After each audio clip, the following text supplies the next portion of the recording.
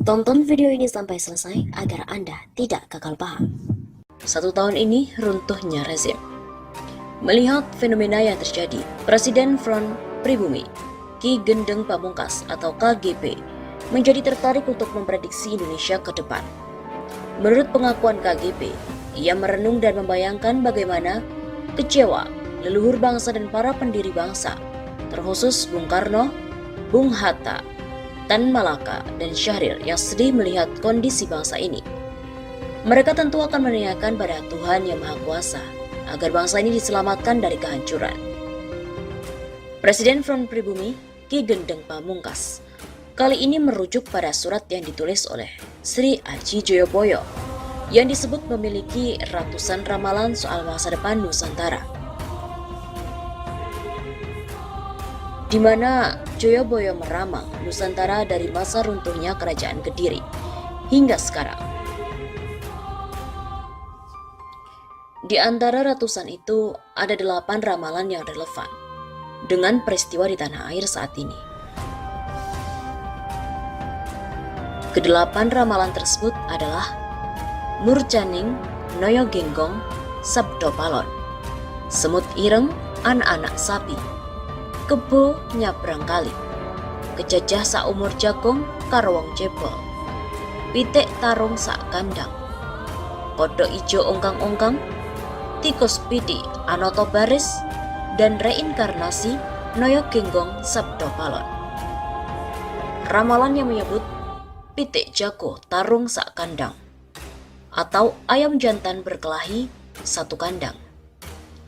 Isyarat dari ramalan sang pujangga waktu itu agar masyarakat mewaspadai akan adanya ancaman disintegrasi atau perpecahan bangsa.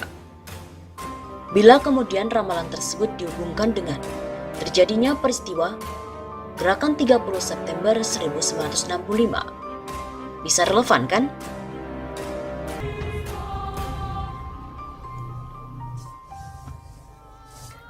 Kondisi ke depan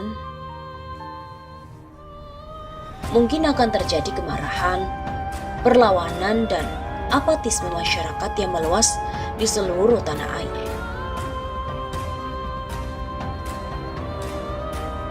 Mereka tidak percaya lagi pada lembaga hukum yang tujuan dasarnya adalah mencari keadilan. Apatisme itu sulit dicari. Siapa yang mempeloporinya? Tidak ada provokator yang bisa dituduh sebagai penggerak. Inilah gaya perlawanan rakyat ke depan. Setidaknya selama setahun ini. Mereka yang marah, berang, dan apatis bukan hanya rakyat biasa, tapi juga akan melingkupi para pegawai, tentara, dokter, guru, aparatur sipil negara, dan lainnya. Mereka yang punya dana berlebih akan bergaya hidup dengan hedonistik, makan dan minum dalam kemewahan, sedangkan yang hidup dalam kesulitan hanya melihat itu semua sebagai tontonan yang menyakitkan. Ulas KGP.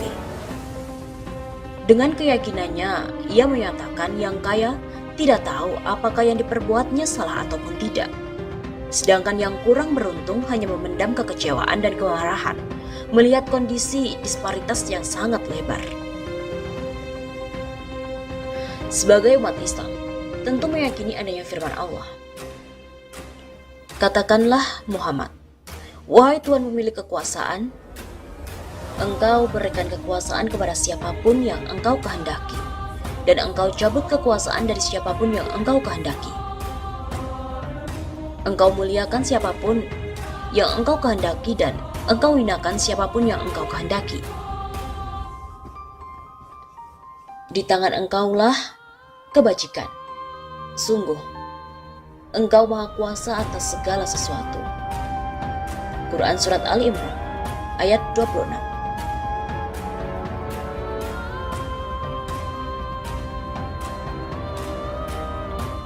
Begitulah nasib umat Islam Indonesia yang punya ciri sebagai berikut.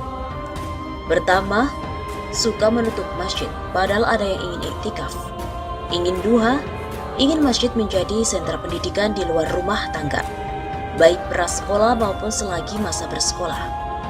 Masjid seakan milik pribadi dan mirip museum dengan memberlakukan jam buka dan tutup. Kedua, Umat Islam sulit dan atau tidak bisa bersatu. Terlihat sesama anggota kelompok komunitas bergesekan sehingga sibuk bersaing demi menonjolkan dan menolak apresiasi di antara sesama kawan.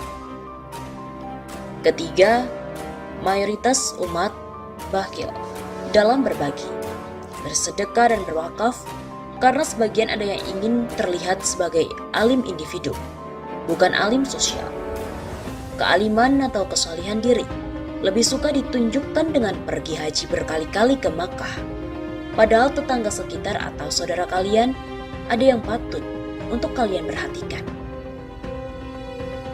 Keempat, umat Islam lebih toleran pada etnis pembohong, bahkan bangga bila jadi babu mereka. Padahal kalau saja umat mengamalkan sila ketiga dari Pancasila, maka umat dari kaum pribumi akan jauh lebih maju dari Malaysia, Korea Selatan, Jepang, bahkan Cina sekalipun. Kelima, umat saat ini tidak belajar dari sejarah. Mereka pun tidak paham kata-kata dari Buya Hamka soal kerja, Haji Agus Salim soal tuan rumah, Bung Hatta soal tenggelam ke dasar laut, Tan Malaka soal aksi massa, Syahril soal diplomat yang ulung, dan Bung Karno soal musuhmu adalah dari bangsamu sendiri yang koruptif. Front Pribumi dan KGP sudah ada sejak 1972, berjuang dalam menyuarakan nasionalisme, melakukan pencerahan lewat budaya, baik melalui musik, gerakan renovasi surau, dan pemasangan spanduk dan penyebaran kaos yang mengingatkan bahaya penjajahan modern lewat proxy war.